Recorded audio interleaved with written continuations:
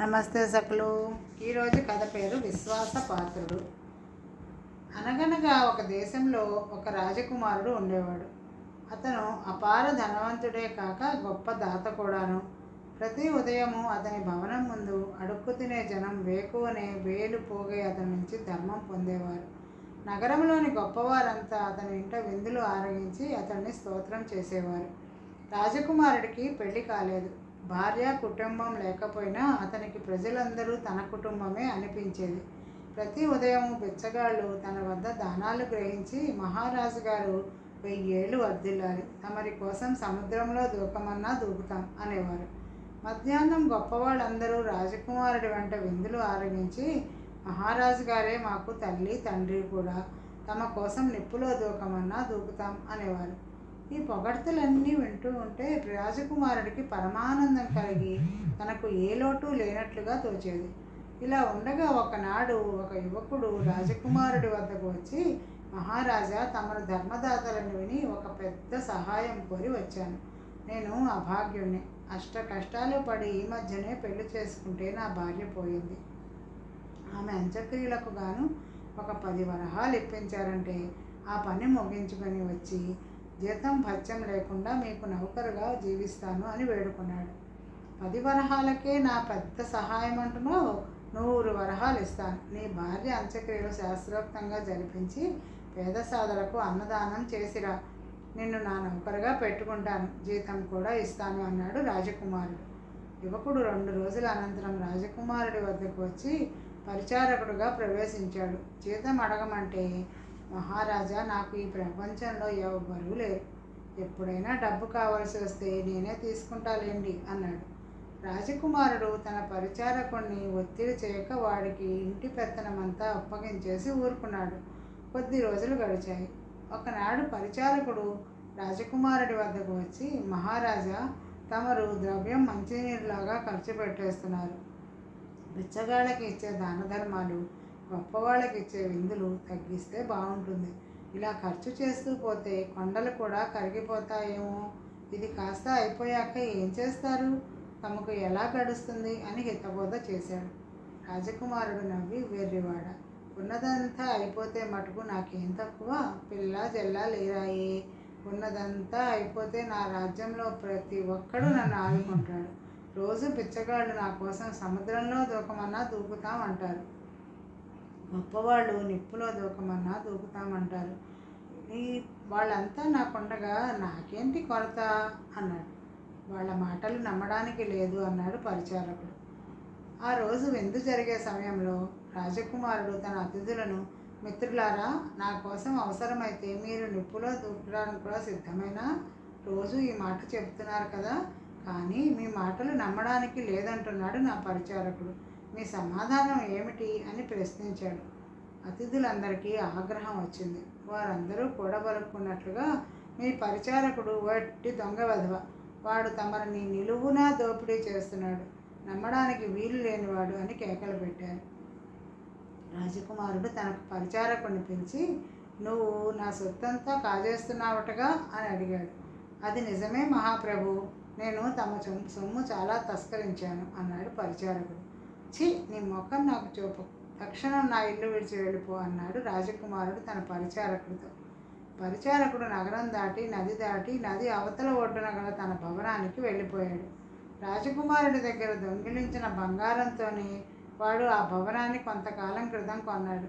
తర్వాత 1 సంవత్సరం పాటు రాజకుమారుడు తన పాత అలవాటు తప్పకుండా పేదలకు దాన ధర్మాలు, గొప్పవాళ్లకు విందులు చేస్తూ కాలక్షేపం చేస్తూ ఉన్నాడు.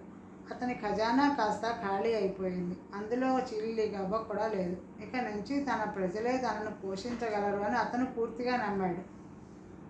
అతను గొప్పవాళ్లకు ఆఖరి విందు చేస్తూ, మిత్రులారా, ఇదే నేను మీకు చేసే తుది విందు. ఇక నా దగ్గర చిల్లి గవ్వ కూడా లేదు. ఇంతకాలము మీరు నా కోసం అగ్నిలో దూకమన్నా దూకుతామన్నారు కనుక రేపటి నుంచి మా పోషణ భారం మీరు వహిస్తారని అనుకుంటాను అన్నాడు. అతిథులు ముఖాలు మార్చుకుంటూ ఒకరినొకరు చూసుకుని, మహారాజా, మీరు సొమ్మంతా దాన ధర్మాలు చేసి తగలేశారు. మీ సొత్తంతా బిచ్చగాళ్ళకి ధారపోశారు. మీకు ఈ తరుణంలో సహాయపడవలసింది ఆ బిచ్చగాళ్లే కానీ మేము కాము అన్నారు. ఆ తర్వాత వారు రాజకుమారుడి కేసి చూడనైనా చూడకుండా తమలో తాము మాట్లాడుకోసాగారు. రాజకుమారుడు మొదట తన చెవులను తానే నమ్మలేకపోయాడు. ఈ గొప్పవాళ్ళంతా తనను వంచారని తెలుసుకున్నాడు. తర్వాత అతను తన దగ్గరికి వచ్చి దాన ధర్మాలు పుచ్చుకునే బిచ్చగాళ్ళతో, మీకందరికీ ఇంతకాలము విరివిగా దాన ధర్మాలు చేశాను. నా కోసం సముద్రంలో దూకమన్నా దూకుతామని మీరందరూ రోజు అంటూ వచ్చారు. ఇప్పుడు నా దగ్గర ఉన్న సొమ్మంతా అయిపోయింది. అందుచేత ఇక నుంచి నేను మిమ్మల్ని పోషించలేను, మీరే నన్ను పోషించాలి అన్నాడు. మహారాజా, మీరు రోజు గొప్పవాళ్ళందరినీ చేరదీసి విందులు చేస్తే సొమ్మంతా పోయాక ఏం చేస్తాం? మిమ్మల్ని పోషించవలసిన వాళ్ళు పోషించకపోతే మీరు కూడా మాతో పాటు ముష్టెత్తుకోవాల్సిందే అన్నారు బిచ్చగాళ్ళు. రాజకుమారుడు 2 విధాలా చెడి తనను కలవారు లేనివారు కూడా మోసగించినందుకు విచారంతో కుంగిపోయి ఉండగా గుర్రం మీద సవారీ అయి పాత పరిచారకుడు వచ్చాడు. మహారాజా, నేను అన్నంతా అయినట్లుందే. ఇలా జరుగుతుందని తెలిసి నాకు సాధ్యపడ్డంత మటుకు తమ సొమ్ము నది అవతల కోటలో భద్రం చేశాను. ఈ జనాన్ని భవనాన్ని విడిచిపెట్టి అక్కడ సుఖంగా జీవిద్దాం పదండి అన్నాడు పరిచారకుడు. రాజకుమారుణ్ణి తన భవనానికి తీసుకుపోయాడు. ఆ తర్వాత ఇద్దరు తగిన భార్యలను పెళ్ళాడి అన్నదమ్ముల్లాగా సుఖంగా జీవించారు. మరొక కథ. నేల మీద నడిచే పడవ. చాలా కాలం క్రిందట ఎక్కడో ఒక రాజు ఉండేవాడు. ఆ రాజు దగ్గర ఎన్నో వింత వస్తువులు ఉన్నాయి. ఆయనకి ఒక కూతురు కూడా ఉన్నది. ఆ దేశంలో ఆమెను మించిన అందగత్తె లేదు. ఇన్ని ఉండినా ఆయనకి ఒక పెద్ద లోటు కనిపిస్తూ ఉండేది. అదేమిటంటే ఆయన ఎంతో కాలంగా నేల మీద కూడా నడవగల పడవను గురించి కలలు కంటూ వచ్చాడు. నేల మీద నీటి మీద నడిచే పడవను తయారు చేసి ఇవ్వమని ఎందరినో కోరాడు. కానీ అలాంటి పడవను ఆయనకి చేసి ఇచ్చిన వారు లేకపోయారు. చివరకు రాజుగారికి విసిగెత్తిపోయింది. నీటి మీద నేల మీద నడవగల పడవను ఎవరైతే నాకు తయారు చేసి ఇస్తారో వారికి నా కుమార్తెనిచ్చి పెళ్లి చేయటమే కాక అర్ధరాజ్యం కూడా ఇస్తాను అని దేశమంతటా చాటింపు వేయించాడు.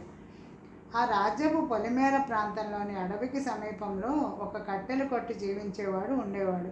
వాడికి 3 కొడుకులు. పెద్ద కొడుకు రాజుగారు చేసిన చాటింపు విన్నాడు. రాజకుమార్తెను పెళ్లాడాలని వాడికి బుద్ధి పుట్టింది.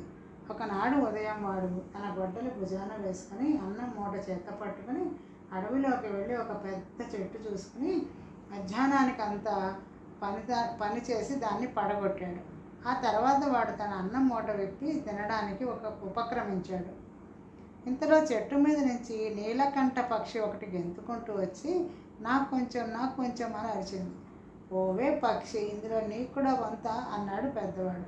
పక్షి మరింత దగ్గరగా వచ్చి సరే కానీ ఈ మాన్తో ఏం చేస్తావేంటి అని అడిగింది. ఏం చేస్తే నీకే మంచం కోళ్ళు చేస్తాను సరేనా అన్నాడు పెద్దవాడు. మంచం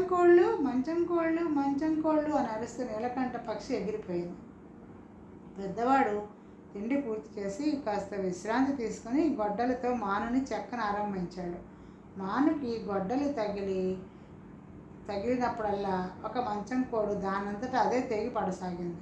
అందులో వాడి ప్రయత్నం ఏమీ లేదు. సాయంకాలం అయ్యేసరికి మానంతా మంచం గోడలా మారిపోయింది. వాడు గొడ్డలి అక్కడే పారేసి చిరాకుతో ఇంటికి వెళ్ళిపోయాడు. నేల మీద నడిచే పడవ ఎంతవరకు తయారైంది అని వాడిని తమ్ముళ్ళు అడిగారు. వాడు ఆ ప్రశ్నకు జవాబు చెప్పక రాజుగారి కూతురిని ఎవరు పెళ్ళాడతారేమిటి అన్నాడు. మర్నాడు రెండోవాడు తన గొడ్డలు తీసుకుని అడవికి వెళ్ళి మంచి మానును చూసి పడగొట్టి వెంటనే తెచ్చుకున్న తిండి తినడానికి ఒక చెట్టు కింద కూర్చున్నాడు. ఇంతలో మళ్ళీ నీలకంఠ పక్షి నాకు కొంచెం అంటూ వచ్చింది. పోవే పక్షి, ఇందులో నీకు కూడా వంత అన్నాడు రెండోవాడు. పక్షి వాడిని సమీపించి సరే కానీ ఈ మాన్తో ఏం చేస్తావేంటి అని అడిగింది. ఏం చేస్తే నీకే చల్ల కవ్వాలు చేస్తాను సరేనా అన్నాడు వాడు. చల్లకవ్వాలు అని అరుస్తూ నీలకంఠ పక్షి ఎగిరిపోయింది. ఆ తర్వాత రెండోవాడు తాను పడగొట్టిన మానును గొడ్డలతో ఒక్క వేటు వేసినప్పుడల్లా మాను నుంచి ఒక చల్లకవ్వం తెగిపడింది. ఎంత ప్రయత్నించినా వాడికి చల్లకవ్వం తప్ప మరి ఏదీ రాలేదు. సాయంకాలానికల్లా వాడు మానంతా చల్లకవ్వాలుగా చేసి విసుక్కుంటూ తన గొడ్డలు అక్కడే పారేసి ఇంటికి వెళ్ళాడు. నేల మీద నడిచే పడవ ఎంతవరకు తయారైంది అని మిగిలిన ఇద్దరు అడిగితే రెండోవాడు అసలు రాజకుమార్తె ఎవరికి కావాలి అని అన్నాడు. ఆ మర్నాడు మూడోవాడు కూడా నేల మీద నడిచే పడవను తయారు చేయడానికి బయలుదేరాడు. వాడు తన గొడ్డలి భుజాన పెట్టుకుని భోజనం చేత పట్టుకుని అడవిలోకి వెళ్ళి మంచి నిలువైన మానుని చూసి మధ్యాహ్నం దాకా దాన్ని కొట్టి పడగొట్టాడు. తర్వాత వాడు భోజనానికి కూర్చున్నాడు. ఇంతలో నీలకంఠ పక్షి వచ్చి నాకు కొంచెం అన్నది. మూడోవాడు దాన్ని చూసి ముచ్చటపడి తన భోజన పదార్థాలను చుట్టూతా నేలపై రాల్చాడు. పక్షి గెంతుతూ వాటన్నిటిని ఏరుకుని తిని దగ్గరగా వచ్చి, సరే కానీ ఈ మానుతో ఏం చేస్తావేంటి అని అడిగింది. నేల మీద నడిచే పడవ తయారు చేయాలని నా ఉద్దేశం. అది ఎలా ఉంటుందో నాకైతే తెలియదు అన్నాడు మూడోవాడు. నేల మీద నడిచే పడవ అంటూ నీలకంఠ పక్షి తుర్రున చెట్టు మీదకి ఎగిరిపోయింది. మూడోవాడు భోజనం పూర్తి చేసి కాసేపు విశ్రాంతి తీసుకుని గొడ్డలితో మానుని నరకసాగాడు. గొడ్డలి దెబ్బ తగిలినప్పుడల్లా ఒక పడవ భాగం దానంతటా అదే తయారై తన స్థానంలో అమరింది. ఈ విధంగా సాయంకాలం అయ్యేసరికి ఒక పడవ లాంటిది తయారైపోయింది. దాన్ని చూసి మూడోవాడు ఇది నిజంగా నడుస్తుందా అనుకుంటూ అందులో ఎక్కి చుక్కాని పట్టుకుని పదవే పడవ అన్నాడు. వెంటనే పడవ చెట్ల మధ్యగా నడవసాగింది. పడవ కొంత దూరం వెళ్ళేసరికి దారిలో ఒక మనిషి ఎముకల కుప్ప చుట్టూ పెట్టుకుని ఆత్రంతో పళ్ళతో గీరుతున్నాడు. మూడోవాడిని చూస్తూ, ఎందుకలా ఉత్త ఎముకలు గీరుతున్నావు అని ఆశ్చర్యంగా అడిగాడు.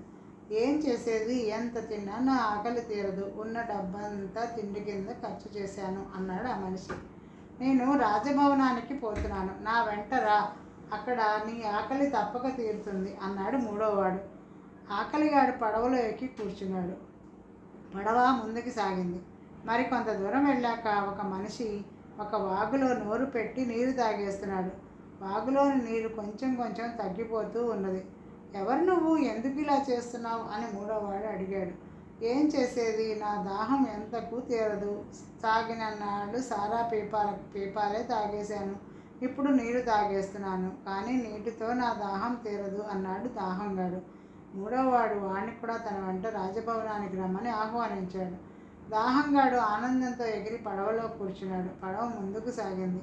ఒక చోట ఒక యువకుడు కనిపించాడు. వాడు సగం అడవిని భుజాన పెట్టుకుని వస్తున్నాడు.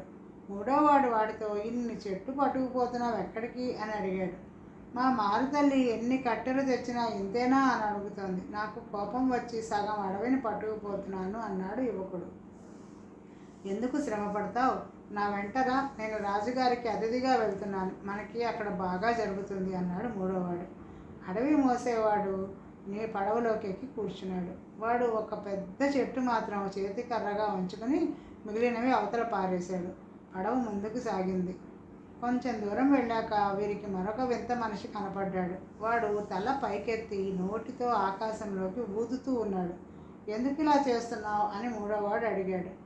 ఏం చేసేది, ఇంకా మా కామంది గారి పొలాల్లో నూర్పిళ్ళు పూర్తి కాలేదు, వాన మబ్బులు వచ్చి కూడుతున్నాయి, వాటిని చెదరగొడుతున్నాను, ఎంత శ్రమపడినా నాకు ఒక్క గింజ పెచ్చు ఇవ్వరులే అన్నాడు రైతు. అలాంటి ఉద్యోగం నీకెందుకు, నాతో రాజుగారింటికి వచ్చాయి, హాయిగా అక్కడ కొలువు చేసుకుందాం అన్నాడు మూడోవాడు. మబ్బులు ఊదేవాడు కూడా పడవలో ఎక్కి కూర్చున్నాడు.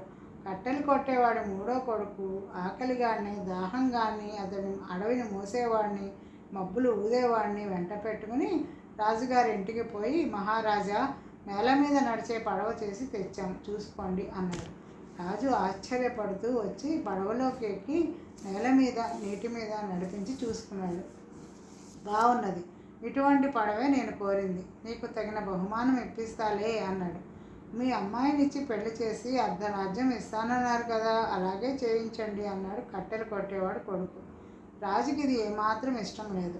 తన కుమార్తెను ఏ రాజకుమారుడికో ఇవ్వక ఈ కట్టెలు కొట్టేవాడు కొడుకు ఎలా ఇవ్వడం?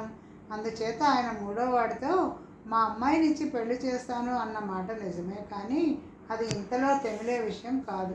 సంబారపు కొట్ల నిండా పాత ఆహార పదార్థాలు ఉన్నాయి, అవన్నీ ఖర్చు అయ్యాక కొత్త సరుకులు తెప్పించి అప్పుడు కానీ పెళ్లికి ముహూర్తం పెట్టలేను అన్నాడు. పాతవి క్షణంలో ఖర్చు అవుతాయి, అదంతా నాకు వదలండి అని రాజుతో చెప్పి మూడోవాడు ఆకలిగాడిని రాజుగారి సంబారాల కొట్టుకు పంపాడు. ఒక్క గడియలోపు వాడు కొట్టంతా ఖాళీ చేసి వచ్చాడు. కొత్త సంబరాలు తెప్పించి పెళ్లి ముహూర్తం పెట్టండి అన్నాడు మూడోవాడు రాజుతో. సంబరాలు అయిపోతే సరా, పీపాల నిండా సారా ఉన్నది. అది కాస్త పులిసినట్లు అనుమానంగా ఉంది. అదంతా ఖర్చయిపోయాక కొట్లలో కొత్త సారా నుంచి తర్వాత ముహూర్తం పడతాను అన్నాడు రాజు. అదెంత పని అంటూ మూడోవాడు దాహంగాడిని రాజుగారి సారా కొట్టుకు పంపాడు. వాడు అరగడియలో పీపాలన్నీ ఖాళీ చేసి వచ్చి, ఇవాళ నాకు పండగలాగా ఉంది అన్నాడు. రాజుగారి మాత్రం కట్టెలు కొట్టేవాడి కొడుకు మీద కోపం వచ్చింది. ఆయన తన కాల్బలాన్ని పిలిచి, ఈ కట్టెలు కొట్టేవాడిని వాడి స్నేహితులను ఇక్కడి నుంచి తరిమేయండి అన్నాడు. కాల్బలం తమ పైకి రావడం చూసి మూడోవాడు అడవి మోసేవాడితో, వాడి సంగతి చూడు అన్నాడు. అడవి మోసేవాడు తన చేతిలో ఉన్న చెట్టుతో రాజుగారి కాల్బలాన్ని కసు ఊడ్చినట్లు ఊడ్చేశాడు. రాజుగారు మరింత మండిపడి తన అశ్విక దళాన్ని పంపాడు. మబ్బులూదేవాడు గట్టిగా ఊడేసరికి గుర్రాలు సైనికులు కూడా గాలికి ఎండుటాకుల్లాగా కొట్టుకుపోయారు. ఇంకా కొంచెం ఉంటే వాడు తన రాజభవనాన్ని తన్ను కూడా ఊదేస్తాడని భయపడి రాజుగారు కట్టెలు కొట్టేవాడు కొడుకును పిలిపించి మర్యాదగా తన కుమార్తెనిచ్చి పెళ్లి చేసి అర్ధరాజ్యం కూడా ఇచ్చేశాడు. తర్వాత మూడోవాడు రాజై తన వెంట తెచ్చిన 9 మంత్రులుగా పెట్టుకొని సుఖంగా రాజ్యం చేశాడు. రోజుకి కథ సమాప్తం సకులు. మరొక కథతో రేపు కలుద్దాం. నమస్తే.